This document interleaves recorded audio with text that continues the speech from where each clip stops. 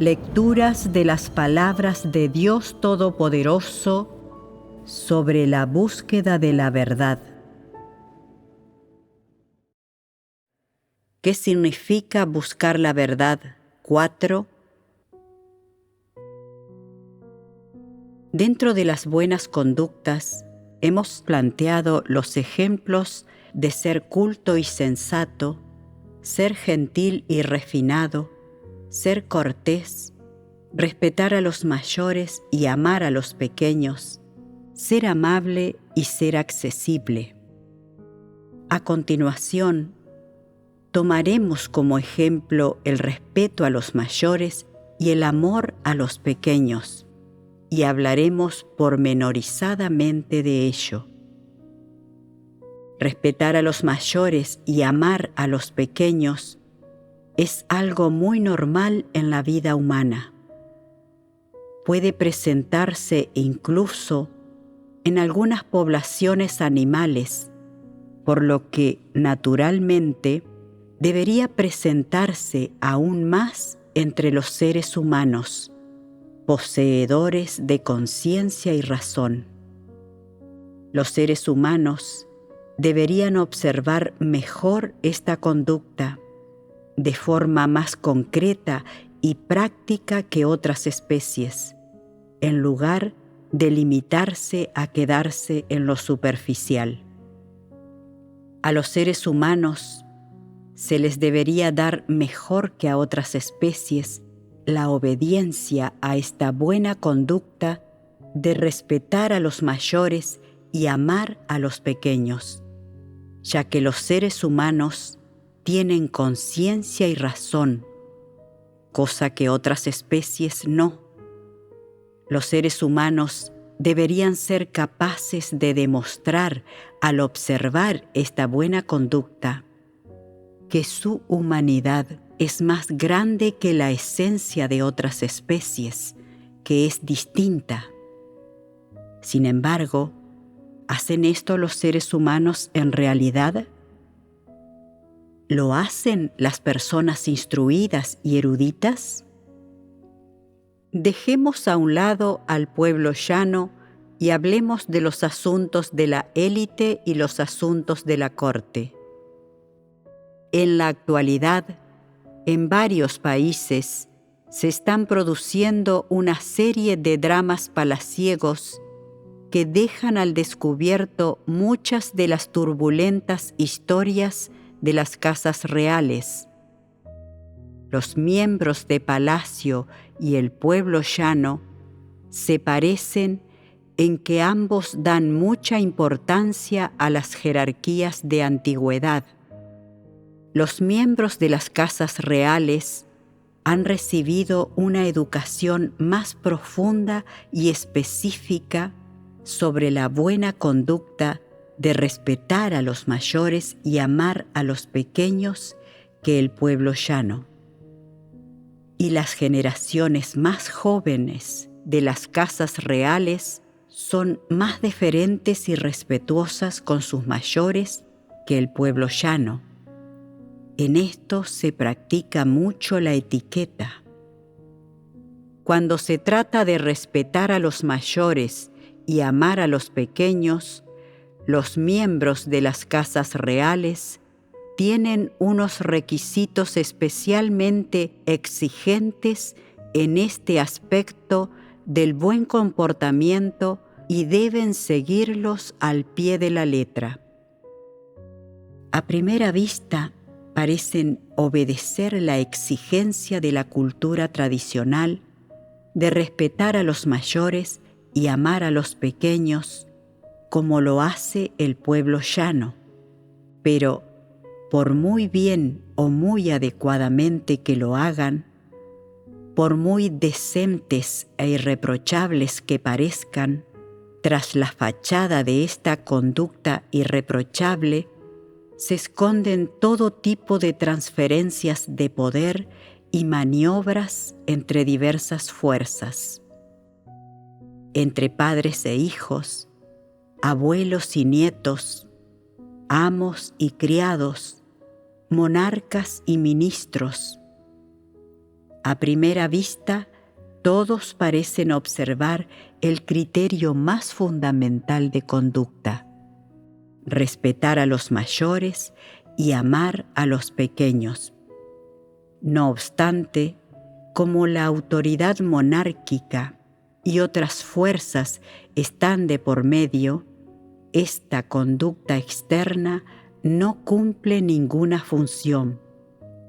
Es totalmente incapaz de afectar a lo que, en última instancia, resulta de la transferencia del poder monárquico y de las maniobras entre diversas fuerzas. Naturalmente, este tipo de buena conducta es básicamente incapaz de frenar a cualquiera que codicie el trono o tenga ambiciones de poder. El pueblo llano cumple la regla de respetar a los mayores y amar a los pequeños que le transmitieron sus antepasados. También ellos viven limitados por esta regla. Sin importar cuántos intereses se crucen, ni las luchas que surjan cuando esos intereses choquen, el pueblo llano sigue siendo capaz de convivir después. Sin embargo, las cosas son diferentes dentro de las casas reales, pues sus intereses y luchas de poder son más trascendentales. No paran de pelearse y el resultado final es que los ganadores se convierten en reyes y los perdedores en delincuentes. O muere una parte o muere la otra. Tanto los ganadores como los perdedores cumplen la regla de respetar a los mayores y amar a los pequeños, pero como cada uno ejerce un poder distinto y tiene deseos y ambiciones diferentes, o debido a las disparidades entre la fuerza de cada parte, algunos sobreviven al final, mientras que otros son aniquilados. ¿Qué determina esto? ¿Lo determina la regla de respetar a los mayores y amar a los pequeños? No. Entonces, ¿qué lo determina? La naturaleza satánica del hombre. ¿Qué quiero decir con todo esto? Quiero decir que estas reglas, las presuntas buenas conductas novedosas de la humanidad, no pueden determinar absolutamente nada. La senda que recorre una persona no viene en absoluto determinada por si es culta y sensata, amable o respetuosa con los mayores y cariñosa con los pequeños, en cuanto a su conducta externa, sino que viene determinada por la naturaleza del hombre. En resumen, la casa de Dios no promueve estos enunciados de buena conducta que han surgido en medio de la humanidad. Estas conductas que el hombre considera buenas no son más que un tipo de buena conducta y una manifestación. No representan la verdad. Y si alguien tiene dichas buenas conductas y manifestaciones, eso no significa que practique la verdad, y ni mucho menos que la busque. Dado que estas conductas que el hombre tiene por buenas no provienen de Dios, ni son promovidas por su casa, y menos aún están de consonancia con su voluntad, y dado que están reñidas con las palabras y exigencias de Dios, ¿tiene Dios también alguna exigencia de conducta para la humanidad? Dios también ha postulado enunciados de conducta para los creyentes que lo siguen. Son distintos de las exigencias que Dios ha impuesto al hombre con respecto a la verdad y algo más sencillos, pero contienen ciertas características específicas. ¿Qué exigencias tiene Dios para quienes lo siguen? Tener decencia santa, por ejemplo, ¿no es una exigencia de conducta para el hombre? Aparte, no ser disoluto, ser comedido, no llevar ropa peculiar, no fumar ni beber, no pegar ni maltratar verbalmente, así como no adorar ídolos, honrar a los padres, etc. Todas estas son exigencias de conducta que Dios ha postulado para sus seguidores. Son las exigencias más elementales y no hay que ignorarlas. Dios tiene unas exigencias concretas de conducta para quienes lo siguen, las cuales son distintas de las buenas conductas propuestas por los incrédulos. Las buenas conductas propuestas por los incrédulos no hacen sino convertir a las personas en animales superiores, distinguiéndolas de otros animales inferiores. En cambio, las exigencias de Dios a sus seguidores los diferencian de los incrédulos, de las personas que no creen en Dios. No tratan de diferenciarlos de los animales. Antes también se hablaba de santificación. Es una forma un tanto exagerada e inexacta de expresarlo, pero Dios ha postulado unas exigencias de conducta a sus seguidores. Dime, ¿cuáles son? Tener decencia santa, no ser disoluto, ser comedido, no llevar ropa peculiar, no fumar ni beber, no pegar ni maltratar verbalmente a nadie, no adorar ídolos y honrar a los padres. ¿Y qué más? No apropiarse indebidamente de los bienes ajenos, no robar, no dar falso testimonio, no cometer adulterio. Esas también forman parte de la ley, son exigencias de Dios respecto a la conducta de la humanidad en el principio y siguen siendo reales y prácticas hoy día. Dios emplea estas exigencias para regular la conducta de sus seguidores, lo que significa que estas conductas externas son la señal de aquellos que siguen a Dios. Si tú tienes dichas conductas y manifestaciones, de manera que cuando otros te miran, saben que eres creyente en Dios, entonces al menos te darán su visto bueno y te admirarán. Dirán que tienes decencia santa, que pareces creyente en Dios, no un incrédulo.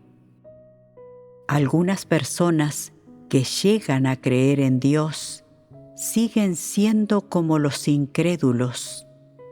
A menudo fuman, beben, se pelean y riñen. Incluso hay quienes cometen adulterio y roban. Hasta su conducta es desenfrenada y no cumple con las palabras de Dios. Y cuando un incrédulo los ve, dice: ¿es un auténtico creyente en Dios? ¿Por qué entonces es como la gente que no cree en Dios? Los demás no admiran a esa persona ni confían en ella, por lo que cuando esa persona trata de predicar el Evangelio, la gente no lo acepta. Si alguien es capaz de hacer lo que Dios exige del hombre, entonces ama las cosas positivas, tiene buen corazón y tiene una humanidad normal. Una persona así puede poner en práctica las palabras de Dios, nada más oírlas, y no finge lo que practica, porque como mínimo ha actuado de esa forma en función de su conciencia y razón. ¿En qué se diferencian las exigencias concretas de Dios al hombre de las buenas conductas que promueve la humanidad?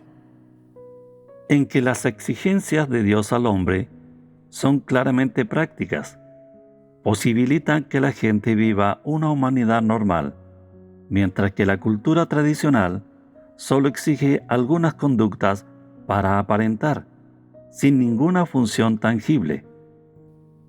Exacto.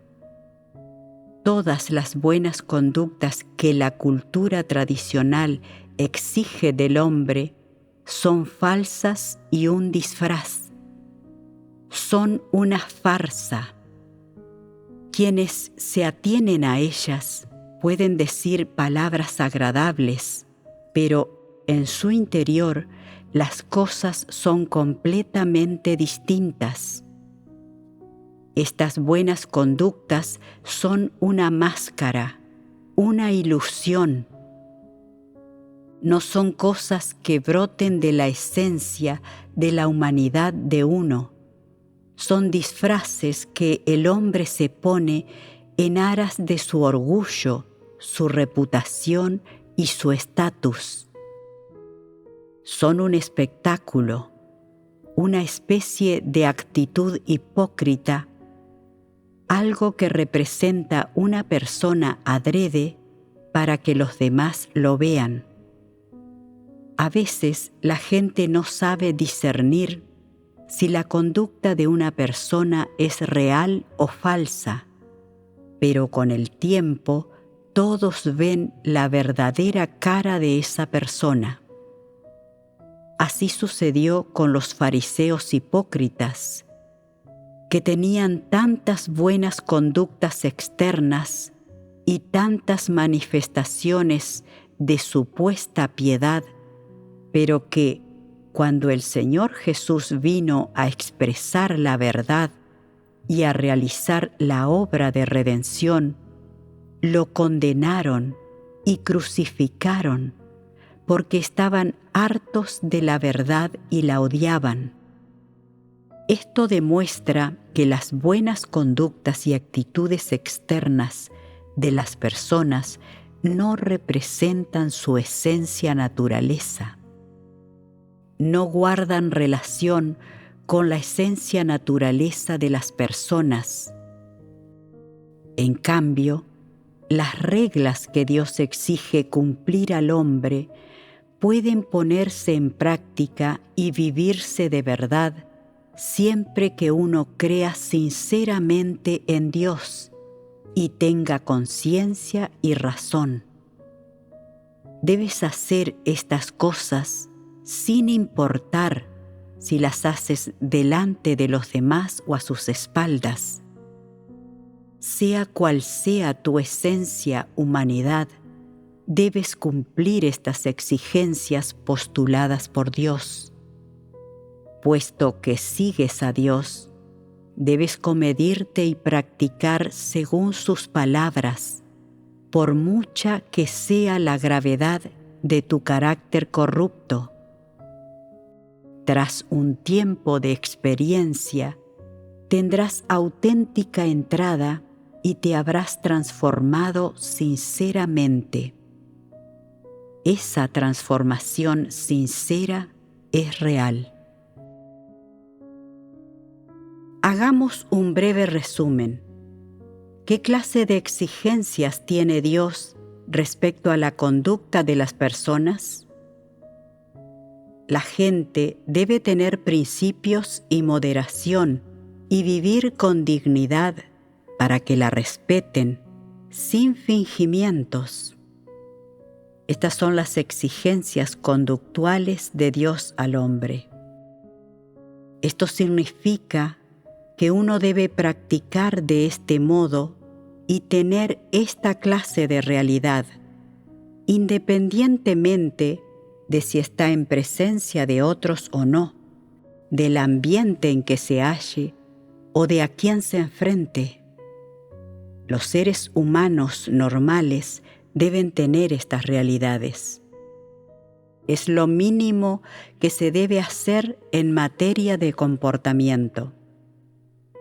Supón, por ejemplo, que alguien habla muy alto, pero no maltrata verbalmente a nadie, ni utiliza un lenguaje soez, y lo que dice es veraz y exacto, y no ataca a otras personas. Incluso si esa persona llama malo a alguien o dice que alguien no es bueno, es objetiva. Aunque sus palabras y actuaciones externas no concuerden con las exigencias de ser amable o de ser gentil y refinado postuladas por los incrédulos, el contenido de lo que dice y los principios y fundamentos de su discurso le permiten vivir con dignidad e integridad. Eso es lo que significa tener principios. No habla alegremente de cosas que no conoce, ni evalúa arbitrariamente a personas a las que no percibe con claridad. Aunque esta persona no parezca muy gentil a primera vista y no cumpla la exigencia conductual de los incrédulos de ser culta y obediente a las reglas, dado que teme a Dios de corazón y es comedida de palabra y obra, lo que vive supera con mucho las conductas de ser culta y sensata, gentil, refinada y cortés de las que habla la humanidad.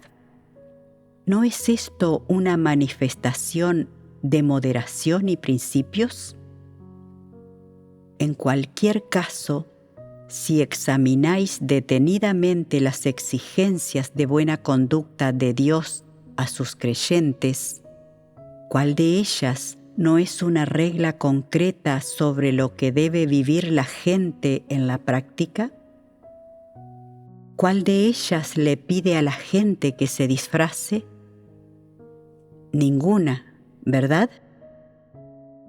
Si tenéis dudas, podéis plantearlas.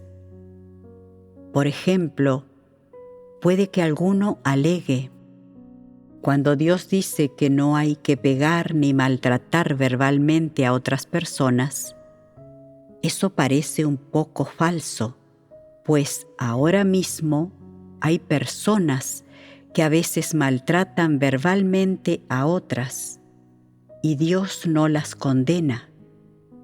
Cuando Dios dice que no maltratemos verbalmente a otras personas, ¿a qué se refiere con maltrato verbal? A cuando una persona descarga sus emociones a raíz de su carácter corrupto. Descargar las emociones y decir palabras malsonantes, eso es maltrato verbal. Si lo que se dice de una persona es desagradable, pero congruente con su esencia corrupta, eso no es maltrato verbal. Por ejemplo, alguien puede haber interrumpido y perturbado el trabajo de la iglesia y haber cometido mucho mal. Y tú le dices: has cometido mucho mal. Eres un sinvergüenza. No eres humano. ¿Se considera eso maltrato verbal? manifestación de un carácter corrupto? ¿Descarga de las propias emociones? ¿O ausencia de decencia santa? Se ajusta a la realidad, así que no se considera maltrato verbal. Exacto, no se considera tal. Está en consonancia con la realidad. Son palabras verdaderas, dichas de verdad, y no hay nada oculto ni escondido. Puede que no se corresponda con el hecho de ser culto y sensato, o gentil y refinado, pero sí con la realidad. La persona reprendida se comparará con esas palabras, se examinará y verá que fue reprendida porque hizo algo malo y cometió una gran maldad. Se odiará y pensará: soy un auténtico inútil. Solo un imbécil habría hecho lo que hice yo. No soy un ser humano. Estuvo bien que me regañaran así. Tras admitirlo, conocerá un poco su esencia naturaleza y, transcurrido un período de experiencia y exposición, se arrepentirá sinceramente. En lo sucesivo, sabrá buscar los principios mientras cumple con su deber. ¿No le espabiló la reprensión? ¿No hay entonces diferencia entre dicha reprensión y el maltrato verbal en la exigencia de Dios de que la gente no maltrate verbalmente a nadie? ¿Cuál es la diferencia? ¿Qué implica maltrato verbal en la exigencia de Dios de que la gente no maltrate verbalmente a los demás? Por un lado, si el contenido y las palabras son obscenos, eso no es bueno. Dios no desea oír palabras soeces de boca de sus seguidores. No le gustan esas palabras. Sin embargo, si se utilizan palabras desagradables al revelar los hechos, en esos casos se hacen excepciones. Eso no es maltrato verbal. Por otro lado, ¿cuál es la esencia de la conducta de maltrato verbal? ¿No es una manifestación de impetuosidad? Si un problema puede explicarse de forma clara y transparente por medio de la enseñanza, la exhortación y la comunicación normales, ¿por qué maltratar verbalmente a la persona? El maltrato no es bueno, es inadecuado. Si se compara con esos enfoques positivos, el maltrato verbal no es una forma normal de proceder. Eso es descargar las propias emociones y sacar a la luz la propia impetuosidad. Y Dios no desea que la gente aborde ningún asunto descargando sus emociones o dejando brotar su impetuosidad. Cuando los seres humanos dejan brotar su impetuosidad y descargan sus emociones, la conducta que suelen exhibir es la del uso del lenguaje para maltratar y agredir verbalmente. Dicen las cosas más desagradables, cualquier cosa que hiera a la otra parte y libere su propia ira. Y una vez que han terminado, no solo habrán mancillado y herido a la otra parte, sino que también se habrán mancillado y herido a sí mismos. Esta no es la actitud ni el método que deben adoptar los seguidores de Dios para abordar las cosas. Además, los seres humanos corruptos siempre tienen una mentalidad de venganza, de descargar sus emociones y su insatisfacción, de dejar brotar su impetuosidad. Quieren maltratar verbalmente a los demás en todo momento, y cuando surgen cosas, tanto grandes como pequeñas, la conducta que manifiestan inmediatamente es de maltrato verbal. Incluso cuando saben que dicho comportamiento no resolverá un problema, lo hacen de todos modos. ¿No es un comportamiento satánico? Lo hacen hasta cuando están solos en casa, cuando nadie los oye. ¿Eso no es descargar las propias emociones? ¿No es revelar la propia impetuosidad? En términos generales, revelar la propia impetuosidad y descargar las propias emociones implica utilizar la propia impetuosidad como forma de enfocar y manejar algo. Supone afrontar todos los asuntos con una actitud impetuosa, y el maltrato verbal es conducta y manifestación de ello. Dado que esa es la esencia del maltrato verbal, ¿no es bueno que Dios exija al hombre que no lo haga? ¿No es razonable que Dios exija al hombre que no maltrate verbalmente a los demás?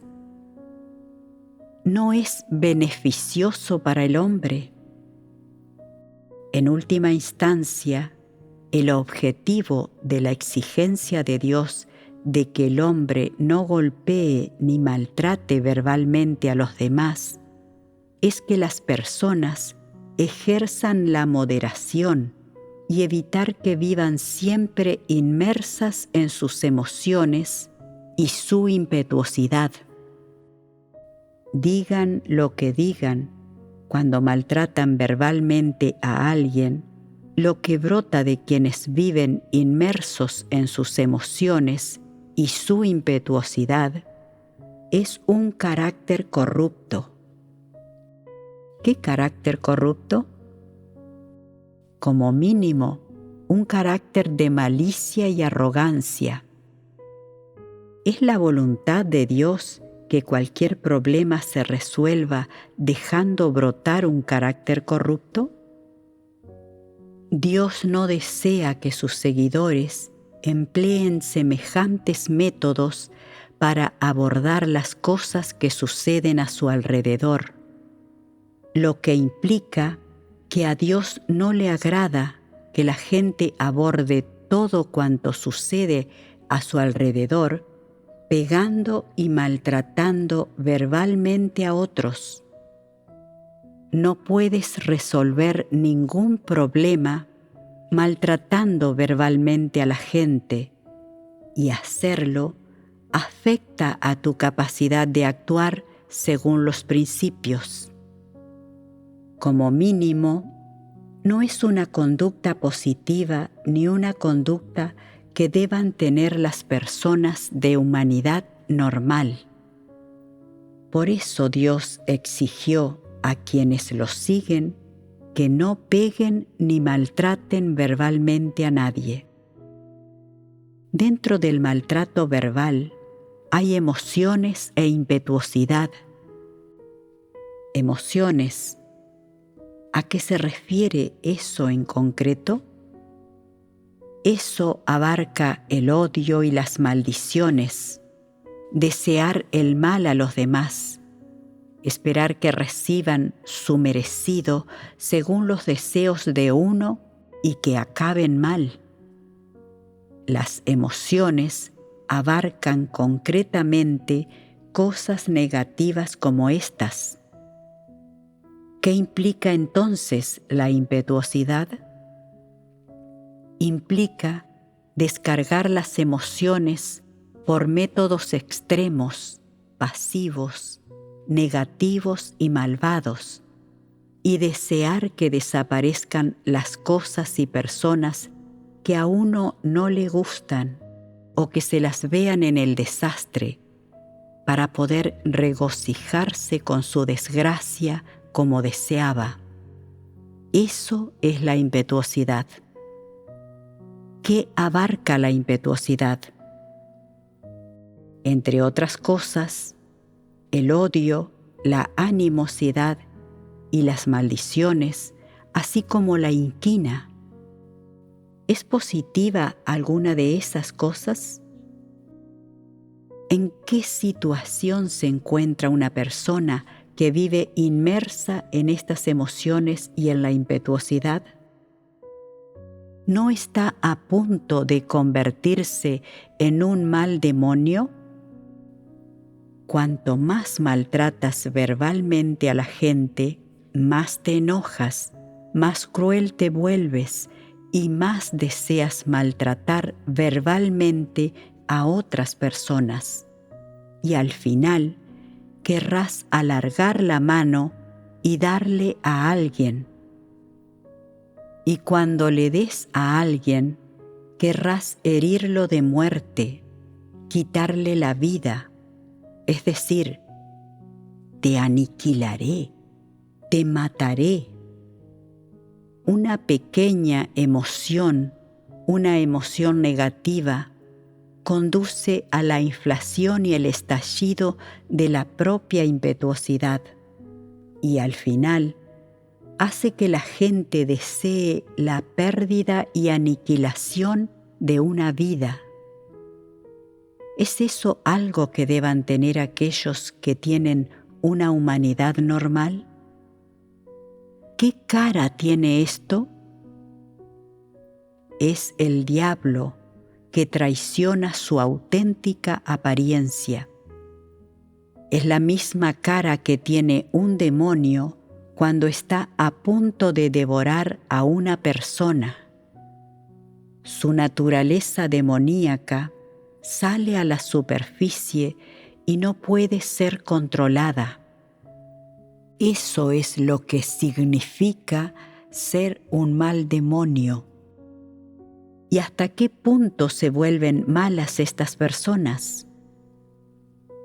Se convierten en un demonio que desea devorar la carne y el alma del hombre. La consecuencia más grave del maltrato verbal es que puede girar un simple asunto 180 grados y conducir a alguien a la muerte. Muchos asuntos comienzan con un pequeño roce entre dos personas que las lleva a gritarse, maltratarse verbalmente y golpearse, a lo que le sigue el impulso de matar, que luego se convierte en un hecho. Una de ellas es asesinada y la otra es declarada culpable de asesinato y condenada a muerte. Al final, ambas partes pierden. Este es el resultado final. Han terminado su maltrato verbal, han terminado de descargar sus emociones, han revelado toda su impetuosidad y ambos se han ido al infierno. Este es el resultado. Esas son para el hombre las consecuencias de descargar sus emociones y de la inflación y el estallido de su impetuosidad. Este no es un buen resultado, es malo. Como ves, este es el tipo de resultado al que se enfrenta el hombre como consecuencia de la conducta ocasionada por una simple emoción negativa. La gente no quiere dicho resultado, ni está dispuesta a enfrentarlo, pero inmersa en toda clase de emociones negativas y enredada y controlada por la impetuosidad, que a menudo se expande y estalla, esas consecuencias son las que finalmente surgen. Dime, ¿es el maltrato verbal una simple conducta? El maltrato verbal que la gente comete en la vida diaria puede que no produzca un resultado tan pernicioso. Es decir, no todos los episodios de maltrato verbal derivan necesariamente en un resultado tan pernicioso. Sin embargo, esta es la esencia del maltrato verbal. Es la descarga de las propias emociones y la inflación y el estallido de la propia impetuosidad. Por tanto, la exigencia de Dios de que la humanidad no maltrate verbalmente a nadie es ciertamente beneficiosa para el hombre. Le beneficia de cientos de maneras y no le perjudica en ninguna. Y al mismo tiempo, esto forma parte de la trascendencia de que Dios postule esta exigencia para la humanidad. Tal vez la exigencia de no maltratar verbalmente a nadie no llegue al nivel de practicar o buscar la verdad, pero, de todos modos, el hombre debe observar esta clase de exigencia. ¿Es capaz la gente de cumplir la exigencia de Dios de no maltratarse verbalmente recurriendo únicamente al autocontrol? Cuando la gente se enoja, muchas veces no sabe controlarse. Entonces, ¿cómo puede cumplir esta exigencia de no maltratarse verbalmente? Cuando estés a punto de maltratar verbalmente a alguien, sobre todo si no puedes controlarte, debes apresurarte a orar. Si oras un rato y le suplicas fervientemente a Dios, es probable que tu ira disminuya. En ese momento podrás controlarte de forma eficaz y controlar tus emociones y tu impetuosidad. Por ejemplo, a veces puede que la gente diga algo que te ofenda, puede que te juzgue a tus espaldas, puede que te haga daño consciente o inconscientemente, o puede que se aproveche un poco de ti, te robe algo o incluso perjudique tus intereses vitales. Cuando te ocurran estas cosas, pensarás: como me hizo daño, lo odio. Quiero insultarle a gritos. Quiero vengarme de él, incluso pegarle. Quiero asestarle una puñalada trapera para darle una lección. ¿Todo esto no lo provocan las malas emociones? La consecuencia de las malas emociones es que desearás hacer estas cosas.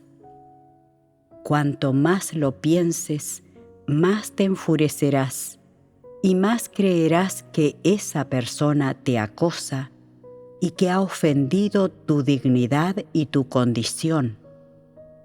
Te sentirás a disgusto para tus adentros y querrás vengarte.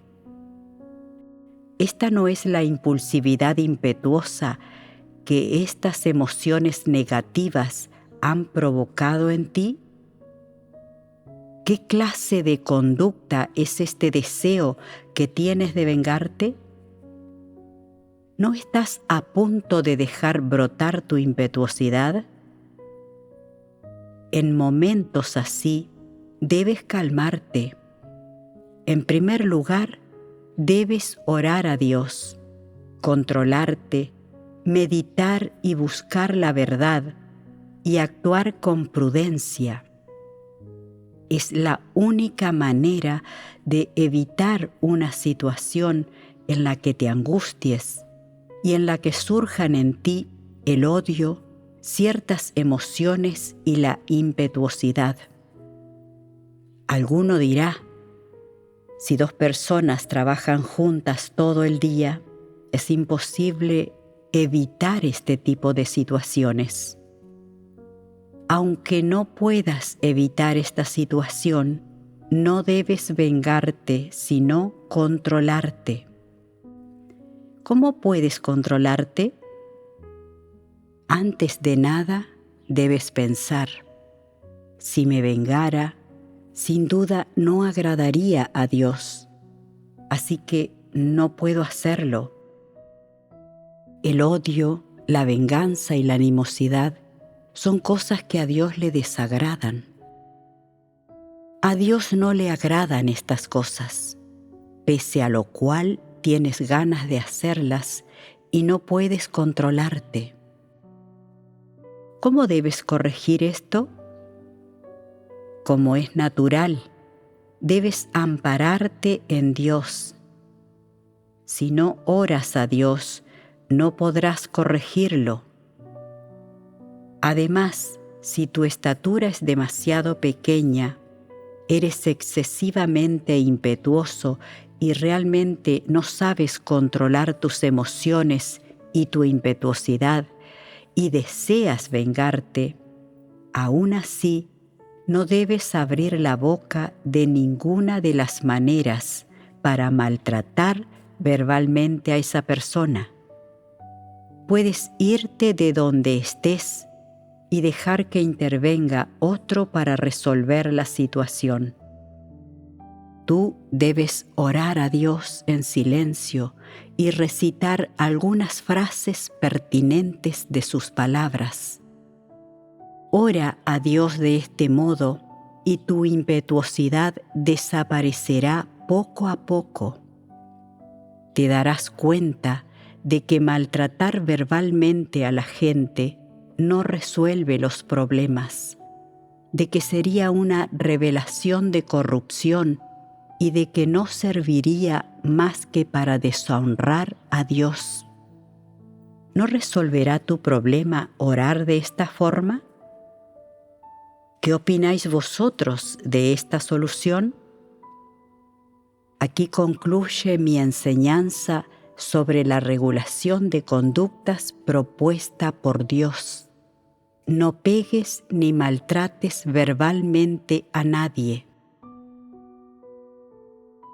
Acabo de enseñar las buenas conductas que Dios le pide cumplir a la gente. ¿Cuáles eran?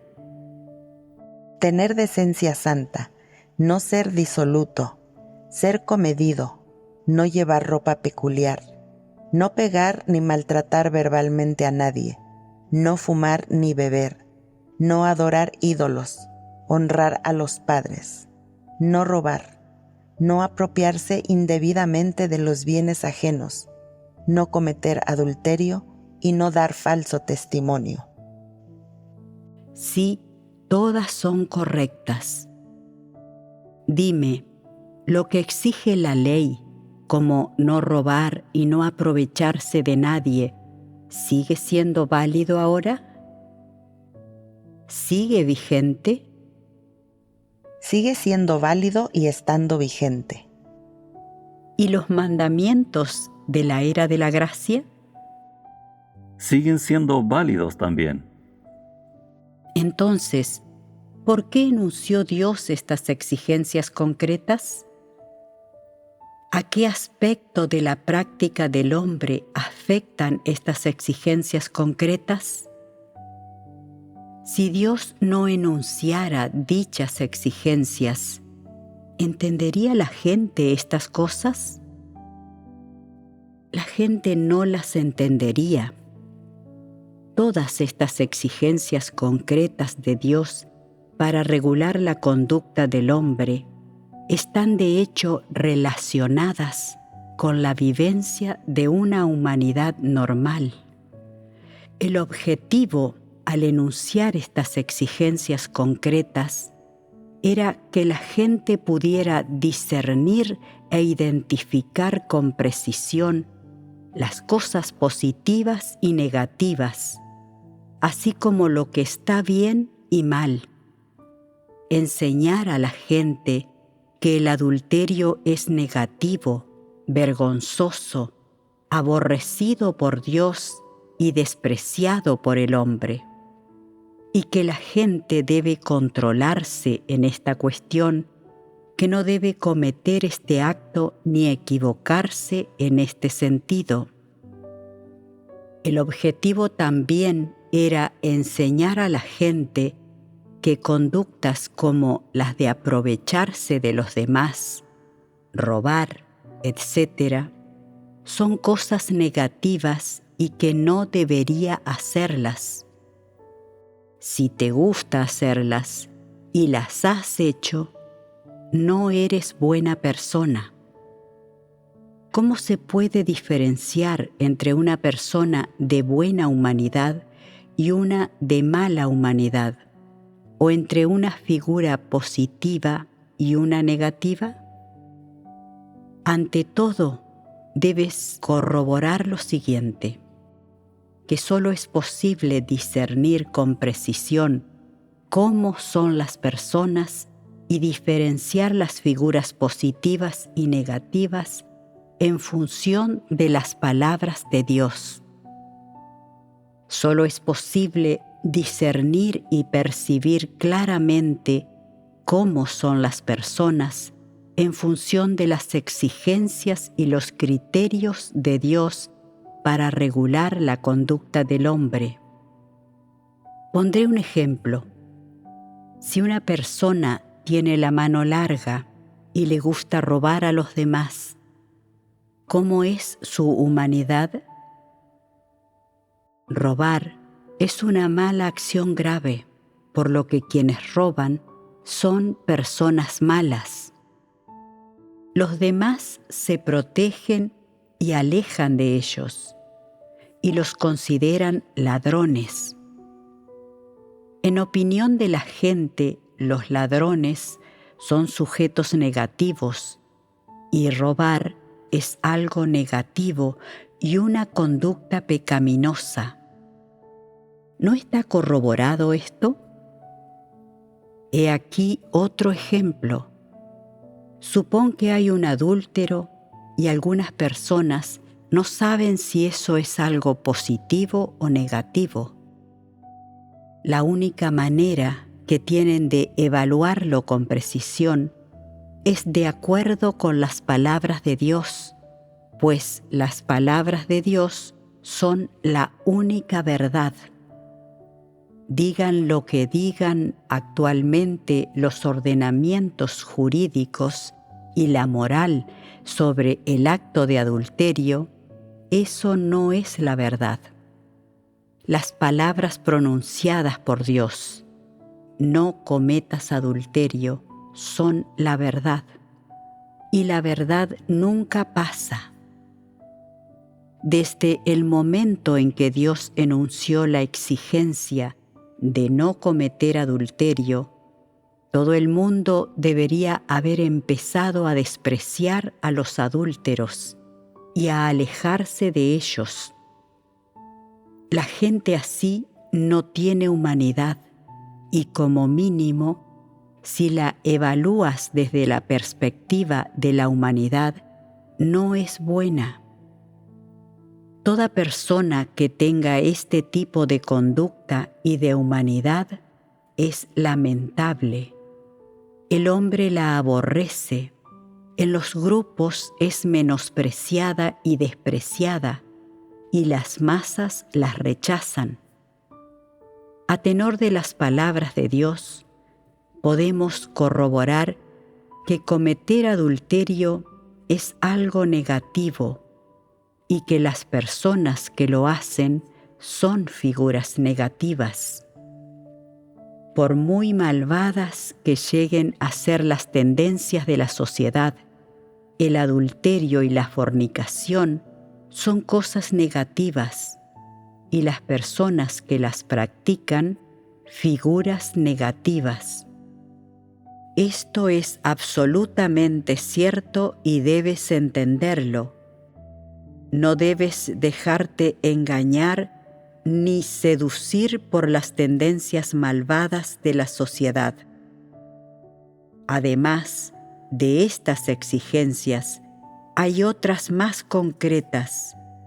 Dios le dice a la gente que no adore ídolos, que honre a sus padres, que no pegue ni maltrate verbalmente a nadie, que tenga decencia santa, etc. Todas estas exigencias concretas son normas con las que Dios regula la conducta del hombre. Es decir, antes de que Dios le proveyera a la gente la verdad, le enseñó qué actos son correctos y positivos y cuáles incorrectos y negativos. Le dijo cómo ser buenas personas y qué buenas conductas deben tener para ser personas con una humanidad normal, así como qué cosas deben y no deben hacer como personas con una humanidad normal, para poder tomar las decisiones correctas. Todas estas exigencias que regulan la conducta del hombre son cosas que toda persona normal debería vivir sinceramente y el fundamento sobre el que, de hecho, toda persona afronta y aborda todo aquello que encara. Por ejemplo, supón que ves que otra persona tiene algo bueno y lo quieres para ti, pero piensas, Dios dice que está mal robar a otras personas, que no debemos robar ni aprovecharnos de nadie, así que no le voy a robar. ¿No has controlado la conducta de robar? Y al tiempo que la has controlado, ¿no la has regulado? Antes de que Dios enunciara estas exigencias, cuando la gente veía que otro tenía algo bueno, lo quería para sí. No pensaba que eso fuera malo o vergonzoso, ni que Dios abominara de ello, ni que fuera algo negativo, ni siquiera que fuera pecado. No sabía estas cosas, no tenía estos conceptos. Una vez que Dios enunció la exigencia de no robar, la gente se vio dotada de una limitación mental a la hora de hacer este tipo de cosas. Y con esta limitación aprendió que hay una diferencia entre robar y no robar. Robar equivale a hacer algo negativo, a hacer algo malo o perverso, y es vergonzoso. No robar supone cumplir la moralidad de la especie humana, lo que entraña humanidad. Las exigencias de Dios respecto a la conducta del hombre no solo corrigen las conductas y los planteamientos negativos de la gente, sino que, a su vez, regulan la conducta del hombre y hacen que la gente viva una humanidad normal, tenga unas conductas y manifestaciones normales, y al menos parezcan personas, gente normal. Dime, ¿no son muy importantes estas exigencias de Dios para regular la conducta del hombre? Son importantes. Ahora bien, estas exigencias concretas que regulan la conducta del hombre aún distan bastante de las verdades que expresa Dios actualmente y no pueden elevarse a la categoría de verdad. Esto se debe a que hace mucho tiempo, en la era de la ley, estas exigencias eran simples leyes que regulaban la conducta del hombre, el lenguaje más sencillo y directo de Dios para decirle a la gente qué cosas debía y no debía hacer, y sus normas para con ella. En la era de la gracia, estas exigencias eran simples mandamientos, y en la actualidad únicamente cabe afirmar que son criterios para evaluar la propia conducta y evaluar las cosas. Aunque estos criterios no pueden elevarse a la categoría de verdad y hay cierta distancia entre ellos y la verdad, son condición indispensable para que el hombre busque y practique la verdad. Cuando una persona se atiene a estas normas, a estas leyes y estos mandamientos, a estas exigencias y estos criterios de conducta fijados por Dios para regular la conducta del hombre, puede decirse que cumple las condiciones fundamentales para practicar y buscar la verdad.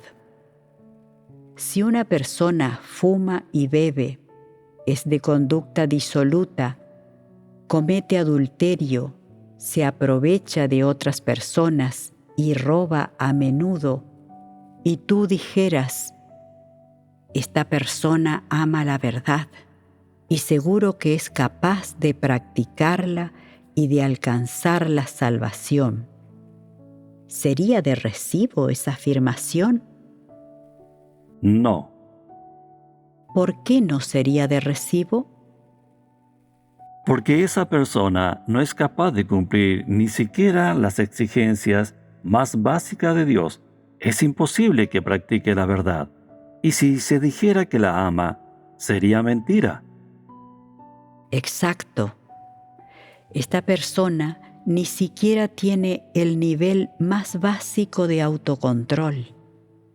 Esto implica que no tiene ni siquiera el nivel más elemental de conciencia y razón que debe tener una persona.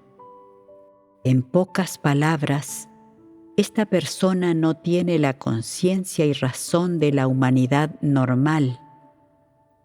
¿Qué significa no tener conciencia y razón? Que esta persona ha oído las palabras que Dios ha pronunciado, las exigencias de Dios al hombre y las normas fijadas por Dios, y no se las ha tomado nada en serio. Dios dice que robar está mal y que la gente no debe robar. Y esta persona se pregunta, ¿por qué no está permitido robar? Con lo pobre que soy, ¿cómo podría vivir si no robara? ¿Podría hacerme rico si no robara cosas ni me aprovechara de nadie? ¿No carece de la conciencia y razón de la humanidad normal? Incapaz de atenerse a las exigencias que creó Dios para moderar la conducta del hombre, no es una persona con una humanidad normal. ¿Sería posible afirmar que ama la verdad una persona que no tiene humanidad normal? No ama las cosas positivas, y aunque Dios diga que la gente no debe robar ni cometer adulterio, es incapaz de cumplir estas exigencias y está harta de estas palabras de Dios. Así pues, ¿es capaz de amar la verdad? La verdad es muy superior a estos criterios de conducta. ¿Puede alcanzarla esta persona? La verdad no es un simple criterio de conducta ni una mera cuestión de que la gente se acuerde de ella cuando peca o es arbitraria e imprudente. y luego se controle y deje de pecar o de actuar arbitraria e imprudentemente. La verdad no se limita a moderar la conducta de las personas de esta manera tan sencilla. La verdad puede convertirse en la vida de una persona y dominarla totalmente a ésta. Cuando la gente acepta la verdad como su vida, lo logra experimentando la obra de Dios, llegando a conocer la verdad y practicándola. Cuando la gente acepta la verdad, surge una lucha en su interior y es probable que se manifieste su carácter corrupto. Cuando la gente es capaz de aplicar la verdad para corregir su carácter corrupto, la verdad puede convertirse en su vida y en el principio según el cual se comporta y vive. Esto solamente lo pueden lograr las personas que aman la verdad y tienen humanidad. ¿Pueden alcanzar este nivel quienes no aman la verdad y carecen de humanidad? No. Exacto, no pueden aunque quieran. Si observamos estas exigencias que Dios ha creado para regular la conducta del hombre, de todas las palabras que Dios ha pronunciado y de todas las estipulaciones concretas que ha enunciado, ¿hay alguna superflua? ¿Tienen sentido? ¿Tienen valor? ¿Debe cumplirlas la gente? Sí, Así es, la gente debe cumplirlas. Y al tiempo que las cumpla, debe descartar los enunciados que le ha inculcado la cultura tradicional, como ser culto y sensato, ser gentil y refinado, etc. Debe cumplir todas las exigencias enunciadas por Dios para regular la conducta del hombre y comportarse en estricta conformidad con las palabras de Dios. Debe vivir una humanidad normal, atenta a todas las exigencias enunciadas por Dios y naturalmente también debe evaluar a las personas y las cosas, comportarse y actuar en estricta conformidad con dichas exigencias. Aunque éstas no llegan a ser criterios de la verdad, todas ellas son palabra de Dios, y por ser palabra de Dios, pueden guiar positiva y activamente a las personas. ¿Cómo definí la búsqueda de la verdad?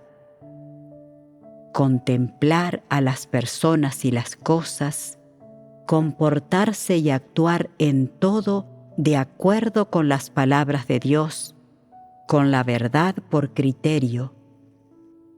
Las palabras de Dios abarcan una gran variedad de cosas.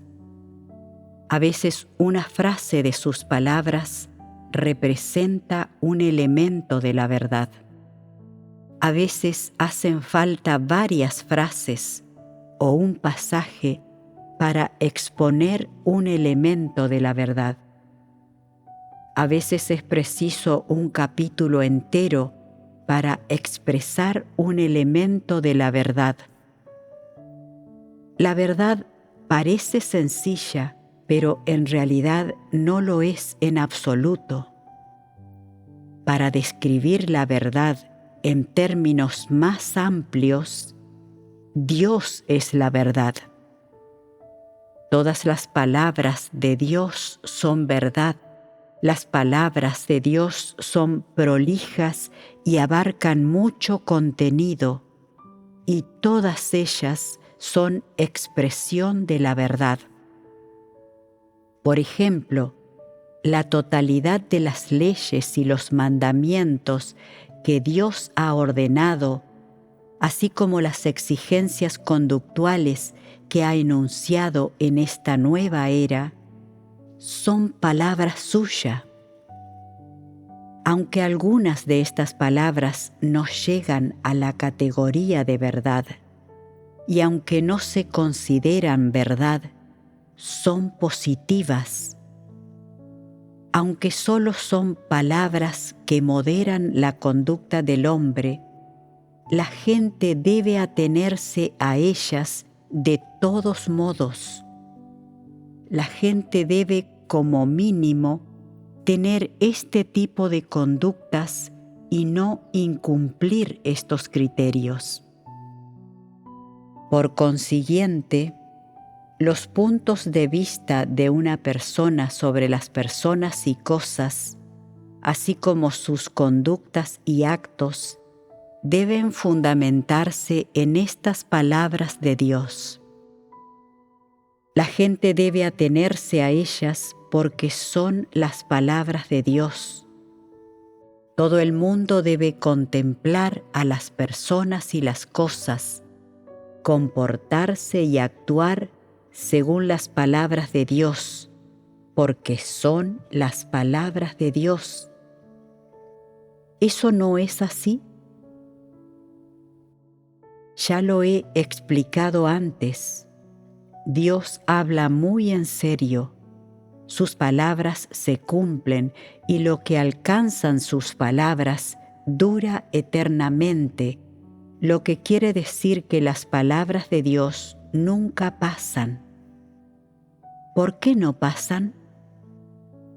Porque sin importar cuántas palabras pronuncie Dios ni cuándo lo haga, todas ellas son verdad y nunca pasan. Ni siquiera pasarán y cambiarán las palabras de Dios cuando el mundo entre en una nueva era. ¿Por qué digo que las palabras de Dios no pasan? Porque las palabras de Dios son la verdad, y la verdad nunca cambia. Así pues, jamás pasarán todas las leyes y todos los mandamientos que Dios ha enunciado y pronunciado, ni todas las exigencias concretas que ha enunciado con respecto a la conducta del hombre. Toda exigencia de las palabras de Dios es beneficiosa para la humanidad creada. Todas regulan la conducta del hombre y son edificantes y valiosas con respecto a la vivencia de la humanidad normal y a la forma en que debe comportarse la gente. Todas estas palabras pueden cambiar a las personas y hacer que vivan a semejanza de un auténtico ser humano. Por el contrario, si la gente reniega de estas palabras de Dios y de las exigencias de Dios a la humanidad, y en cambio se atiene a los enunciados de buena conducta propuestos por el hombre, corre un gran peligro. No solo no tendrá cada vez más humanidad y razón, sino que será cada vez más taimada, falsa y capaz de engañar, y la humanidad que viva será cada vez más engañosa. No solo engañará a otra gente, sino que también intentará engañar a Dios.